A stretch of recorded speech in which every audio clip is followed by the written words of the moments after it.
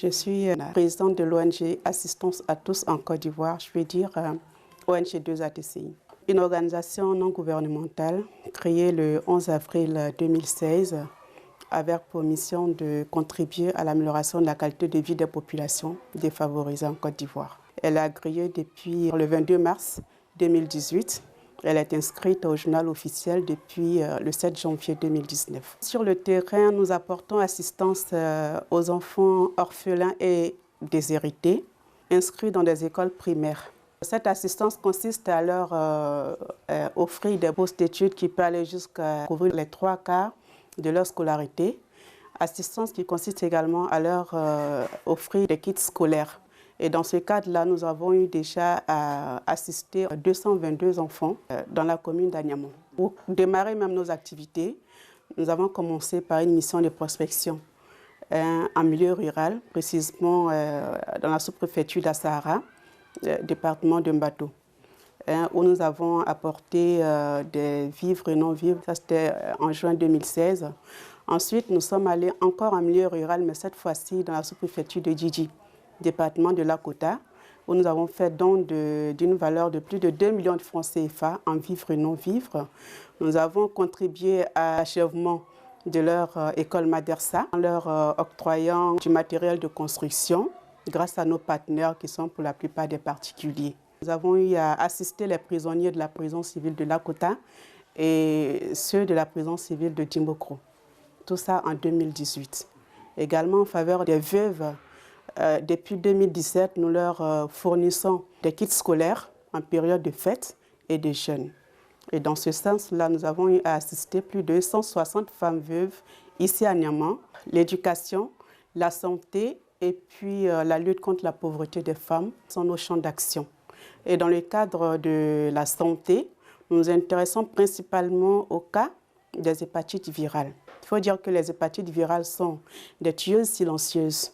Elles sont malheureusement méconnues du grand public, mais font plus de victimes de nos jours que n'importe quelle autre pandémie, selon les statistiques de l'OMS. Et donc l'ONG est engagée depuis sa création dans la lutte contre ces maladies virales-là, en termes de sensibilisation de masse et en termes de dépistage gratuit.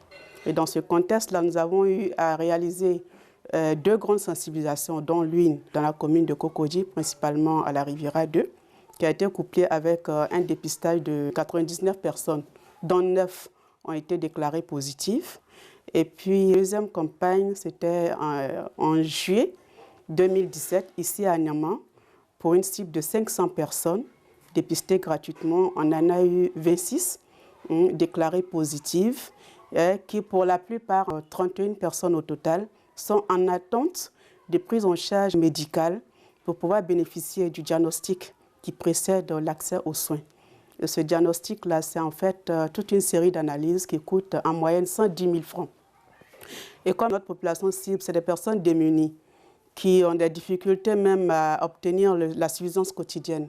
Alors comment s'offrir ce diagnostic qui coûte en moyenne 110 000 francs quand on ne peut pas se nourrir convenablement? À toute personne physique ou morale susceptible donc de nous aider à offrir cette prise en charge médicale-là à ces 31 personnes, de sorte à ce qu'elles puissent suivre le traitement contre l'hépatite B et éviter le risque de développer un cancer du foie ou même l'insuffisance rénale. Nos bénéficiaires, ce ne sont pas que des musulmans. Nous avons 222 enfants à notre actif qui bénéficient de bourses d'études chaque année et de kits scolaires.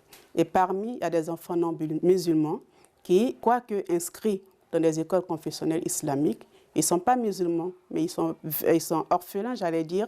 Ils sont déshérités et bénéficient d'office de notre programme. Des femmes veuves, ce n'est pas que des musulmanes, des non-musulmans également.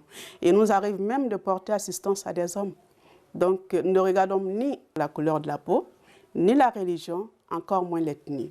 Quand nous sommes sollicités, comme la dénomination de l'ONG le dit si bien, Assistance à tous en Côte d'Ivoire, nous ne cherchons pas à savoir qui vous êtes.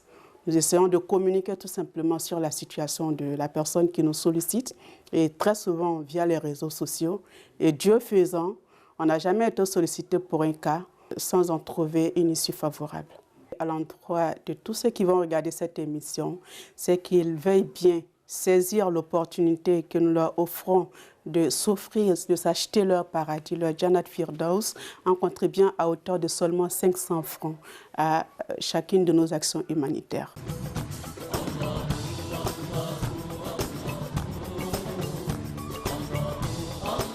La communauté musulmane d'Abobo Avocatier, dans le cadre de ses activités religieuses, a organisé la cérémonie du Tafsir, la clôture de la fin de la lecture du Saint-Coran.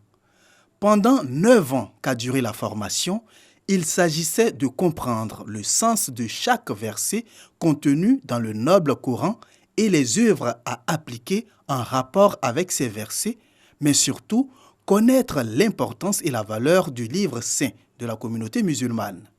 Cheikh Karamoko Suleiman, imam de la mosquée Ali d'Abobo Avocatier, pour qui le Saint-Coran est la parole de Dieu, invite les fidèles à l'apprentissage et à la lecture du Saint-Coran. Pour lui, le noble Coran doit être au centre de toutes les activités du musulman dans la société. Toute chose qui lui permettrait de respecter les différentes recommandations du Tout-Puissant. Kamara Ali, élève de Cheikh Karamoko Suleiman, et les autres guides religieux ont tenu à témoigner toute leur gratitude au cheikh avant d'exhorter l'ensemble de la communauté musulmane à être des exemples dans la société à l'image du saint prophète, le prophète Mohammed, paix et salut de Dieu sur lui. La cérémonie du Tafsir, la clôture de la fin de la lecture du Saint-Coran d'Abobo PK18, a vu la participation de nombreux guides religieux et fidèles musulmans venus de toutes les communes du district d'Abidjan et a bénéficié du soutien du Conseil supérieur des imams en Côte d'Ivoire. À l'issue de la cérémonie, tous ont prié pour la paix, la stabilité et le développement de la Côte d'Ivoire.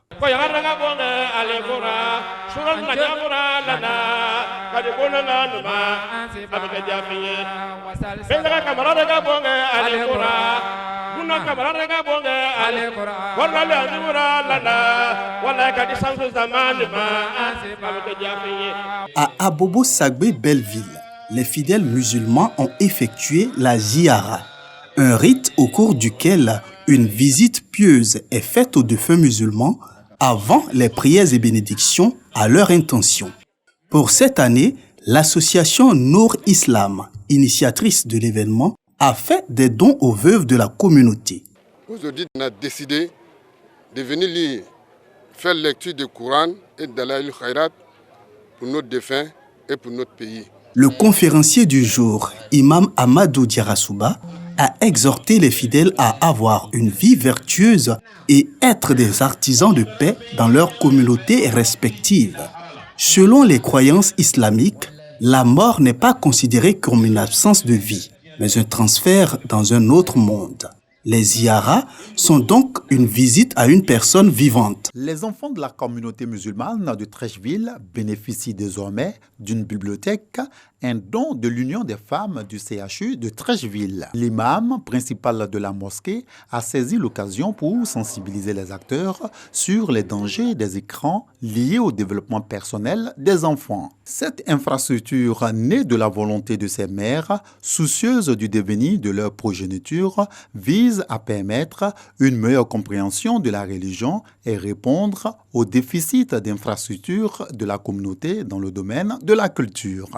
La bibliothèque islamique pour enfants a en son sein un espace dédié à l'alphabétisation des femmes. Ketesso, village situé dans le département d'Aboisseau, dans la région du Sud Komwe, a un nouvel imam, Ba Amadou Bobo. Il a été intronisé en présence du secrétaire général et du président régional du Conseil supérieur des imams en Côte d'Ivoire, Kozim du Sud Komwe, Cheikh Adjatou Sanogo, des chefs traditionnels, des guides des autres confessions religieuses. Le nouvel imam de Ketesso a reçu ses attributs d'imama, le bonnet, le ruban, la canne de commandement et le noble Coran des mains du représentant du guide suprême de la communauté musulmane, le cheikh Aïma Bouakari Fofana, président du Kozim.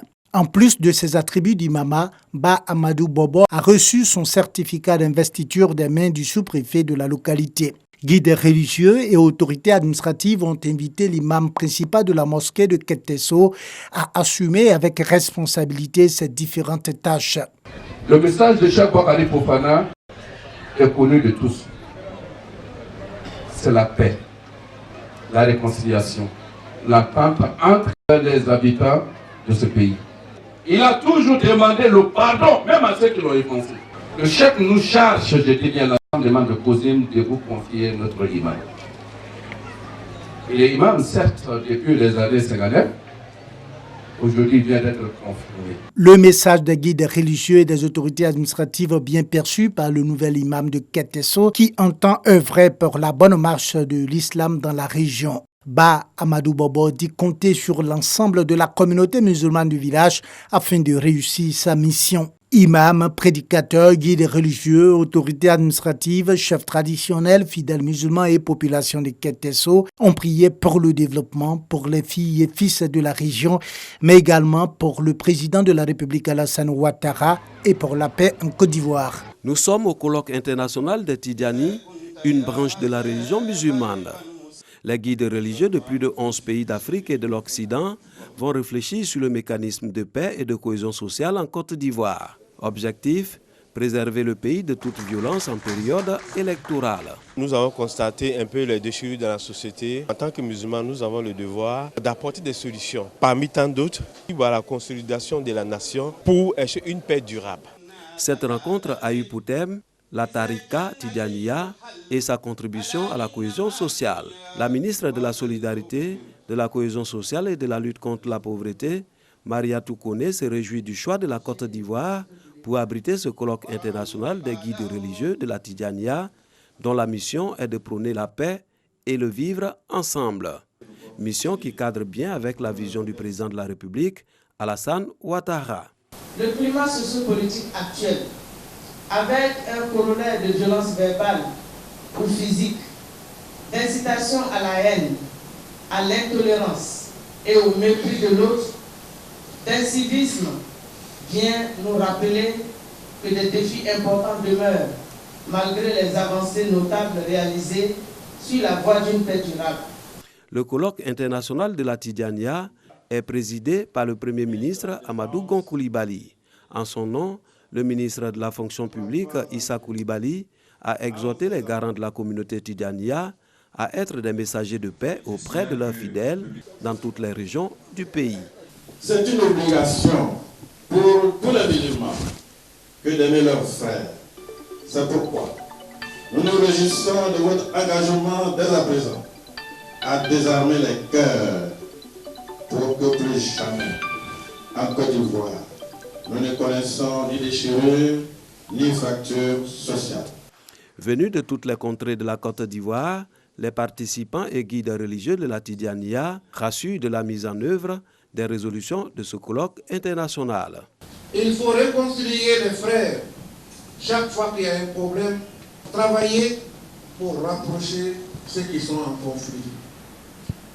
Et la fraternité elle-même ne peut être solide et valable si elle n'est pas basée sur la solidarité. Le pilier de ce pays-là repose sur la cohésion sociale. Donc nous œuvrons en tant que femmes à aider ces hommes à promouvoir la paix ici en Côte d'Ivoire. Après tout ce que le pays a traversé, il faudrait qu'à un moment donné, les hommes de Dieu appuient les responsables du pays dans leur élan de cohésion, de paix. Et la Côte d'Ivoire est une et indivisible. Il faudrait qu'on s'accepte mutuellement. Le colloque international des Tidjani sur la cohésion sociale, organisé par le Conseil fédéral des Tidjani de Côte d'Ivoire, va durer 2 jours. Les résolutions seront également remises aux autorités du pays.